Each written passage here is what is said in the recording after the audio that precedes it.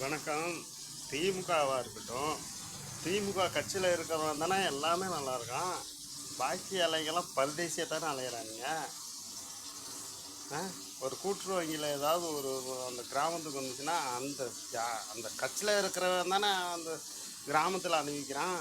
இது எதிர்கட்சிக்காரன் அணிவிக்கிறது இல்லை, கிராமத்து மக்கள் அணிவிக்கிறது இல்லை. அதே மாதிரி எடப்பாடி வந்தாலும் அப்படிதான். அந்தந்த அந்தந்த கட்சி, அந்தந்த இனம், அந்தந்த குடும்பம், அந்தந்த குளம் தானே எல்லாம் நல்லா இருக்கு. ஆ பொதுமக்கள்களே, நீங்கள் வீடு கட்டிட்டோம், உங்களுக்கு லோனு மாத்திரம் கூட்டுரு வங்கியில் உங்களுக்கு லோனு வரும். நீங்கள் போய் நகை அடவு வைப்பீங்க, கடை வாங்குவீங்க, வயக்காட்டு மேலே லோன் வாங்குவீங்க, வீட்டு மேலே லோன் வாங்குவீங்க, தோப்பு மேலே லோன் வாங்குவீங்க. உங்கள் கட்சி ஜெயிக்கும், அதை தள்ளுபடி பண்ணுவாங்க. நீங்கள் மறுபடியும் ஜாலியாக இருப்பீங்க. மறுபடியும் உங்கள் கட்சி ஜெயிக்கும், நீங்களே ஜாலியாக இருப்பீங்க. அப்போ கிராமத்து மக்கள்லாம் என்ன சூப்பிட்டு போகிறதா? இந்த தாட்டி திமுகவும் கிடையாது, எடப்பாடியும் கிடையாது. விஜய் வரார், விசில் ஊதுறார். அவர்கிட்ட அந்த ஜாதி, இந்த ஜாதி, அந்த கட்சி, இந்த கட்சிங்கிற வேலையே கிடையாது. எல்லாருக்கும் ஒரே மாதிரி. இவர்த்தி ஒல்லி இவர்த்தி ஒரே மாதிரி. இந்த மாதிரிலாம் ஜாதி பத்தெல்லாம் ஓட்டு போட வேண்டியதில்லை.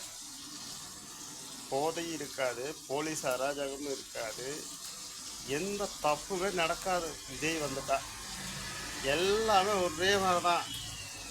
எஸ், மே ஜாதி, கீ ஜாதி, அந்த ஜாதி, இந்த ஜாதின்னுக்கிட்டு எல்லாருமே 10 மாதம் தான் பிறக்குறீங்க. எல்லாரும் வாயில் தண்ணு பின்னால் பேல்றான்.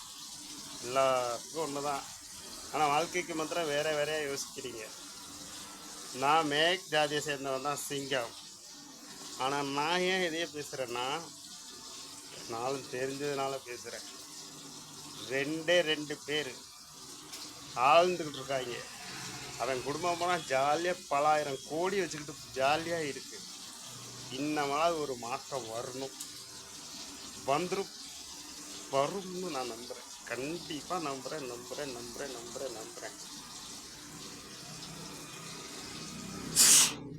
வரும், வரும், கண்டிப்பாக வரும். வந்து தான் ஆகும்.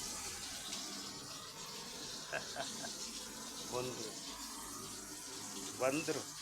திருட்டு பய, அயோக்கிய பய, எவன் கெட்டவனோ, அது எந்த அதிகாரத்தில் இருந்தாலும் சரி, எவன் கெட்டவனோ அவனுக்கு எல்லாம்